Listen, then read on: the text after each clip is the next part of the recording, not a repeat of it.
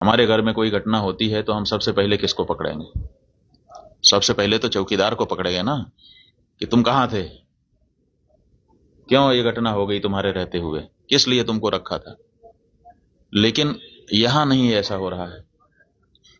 यहां जो है कहते तो हैं कि हम चौकीदार हैं, लेकिन चौकीदारी अगर की गई होती, हाँ चौकीदार अगर अपने काम में पक्का होता है तो उसके ऊपर आक्रमण करके उसको कोई मार दे, लेकिन फिर कहा जाता है कि इस चौकीदार ने अपना निभाया। यहां तो कुछ पता ही नहीं है, कोई लड़ा ही नहीं उनसे, किसी ने उनको रोकने की कोशिश ही कहीं नहीं की। वो आए, घटना की, आराम से चले गए, कहीं पर उनको कोई बाधा नहीं है। कहाँ है चौकीदार? और चौकीदार के बारे में चर्चा ही नहीं हो रही है। अब कह रहे हैं हम उनको सबक सिखा देंगे, हम ये कर देंगे, हम वो कर देंगे। पाकिस्तान की धरती से आए थे।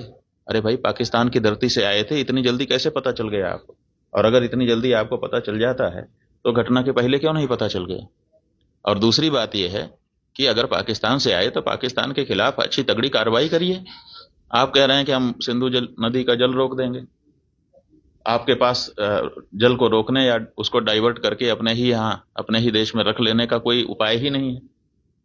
हमने विशेषज्ञों से पूछा कि अगर हम सिंधु नदी का जल पाकिस्तान में जाने से रोकना चाहते हैं तो हमारे पास क्या व्यवस्था है। उन्होंने कहा हमारे पास कोई व्यवस्था नहीं है। अगर हम आज से शुरू करें कि ऐसी व्यवस्था हम बना लें तो पैसा कितना लगेगा वो तो अभी पूछिए ही मत। अगर पैसा पर्याप्त दे दिया जाए, पैसे के कारण एक दिन भी काम ना रुके, तब भी 20 साल लगेगा, तब हम सिंधु नदी का जल रोक पाएंगे।